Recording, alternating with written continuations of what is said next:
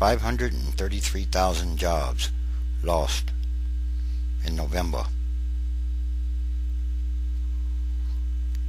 Friday's report, showing the biggest or the largest monthly job loss in 34 years, has now confirmed forecasters' worst fears that the decline in the U.S. economy accelerated in November rapidly. After the financial system seized up and consumers started hunkering down, as the government scrambles to break the downward spiral, some economists are predicting the unemployment rate is headed substantially higher through next year. Much higher, perhaps. And since the start of the recession in December 2007, the economy has lost 1.9 million jobs and counting, lifting the number of Americans out of work to 2.7 million at 6.7%. The jobless rate has now risen 2.3 percentage points since it bottomed in March 2007.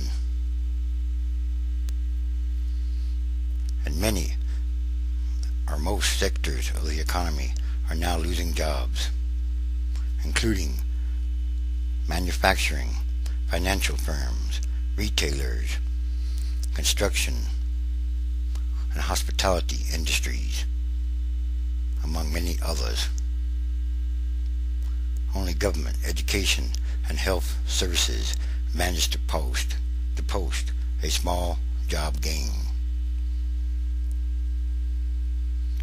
And Friday's report also slashed another 200,000 jobs from the numbers already reported for September and October, a sign that the economy was hit harder than first reported when the credit crunch deepened. In other words, is worse than they were saying. Economists who had been expecting a loss of some 350,000 jobs last month were stunned by the news, saying the report was horrendous, eye-poppingly bad, beyond horrific. Well, you really have to understand what is going on here. We're scrambling around here for historical parallels, said a chief economist at ITG, an investment advisory firm. Many more big job cuts are on the way as companies cut costs to try to offset the expected drop in revenues. A downward spiral, or a rippling out. In just the past few weeks, major employers like AT&T, Citibank, DuPont, J.P. Morgan Chase, and Pratt & Whitney, among others, have announced steep job cuts. These numbers are shocking, said one economist. Companies are sharply reacting to the economy's problems and slashing costs. They are not even trying to ride it out. And then, we know about Chrysler, General Motors, and Ford. They're in a lot of trouble too. This is unprecedented in the history of the industry. It happened from one day to the next, said the chairman and CEO of AutoNation, the largest U.S. chain of car dealers. Car sales have slipped to a 26-year low last month after the financial storm erupted in September. But the auto industry has already sustained major damage. It's going to be painful and unfortunate, but it does need to happen The strong will survive and the weak will be swept away by this toxic combination of depression, sales level, and the lack of credit for business. And what makes the latest information so wearisome is that the point to an economic decline that is picking up speed rapidly. And this is the key. Yes, rapidly. The economy is now locked in a vicious downward spiral in which employment, incomes, and spending are collapsing together. Consumers also are taking a hit to their finances as the collapse in housing prices and the rise in foreclosures that tip the economy into recession show no signs of abating. And now, a new report. A record 1 in 10 American homeowners with a mortgage were either in foreclosure or at least a month behind on their payments at the end of September, according to the latest survey released Friday by the Mortgage Bankers Association.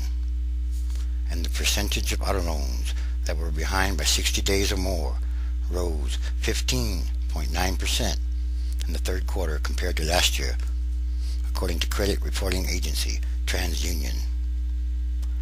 And as consumers struggle to keep up with existing debts, lenders have cut credit card limits and tightened up on extending new loans, which has cut down even more on spending. The collapse of the stock market has wiped out trillions and trillions of dollars of personal wealth, forcing consumers to try to increase savings to make up for those losses, or something like that. All which is accelerating the pullback in consumer spending, the main engine of the U.S. economy that accounts for roughly 2/3 of gross domestic product.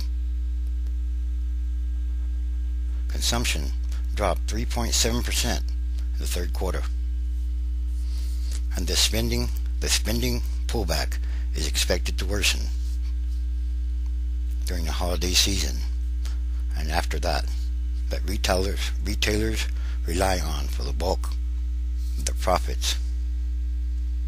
Galt expects consumer spending to shrink by at least 4.7% in the fourth quarter.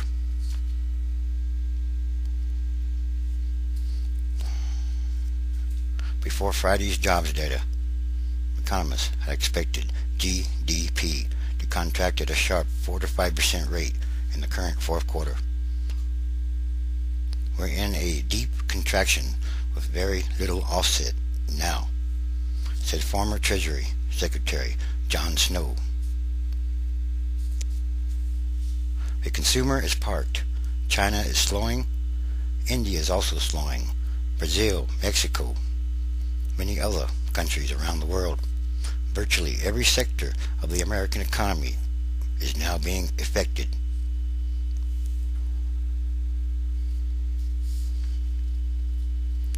President-elect Barack Obama already has called for a $500 billion government spending package to generate 2.5 million jobs over his first 2 years in office, which Congress is hoping to have ready by Inauguration Day in January. Still some time away. The latest data may prompt enactment of an even bigger spending package. Regardless of the size of the package, this new jobs report heightens the urgency of what is going on all around us. All one has to do is look around, watch the news, pay attention, observe the weather, and know what the Holy Bible says, because it is foretold in the Holy Bible.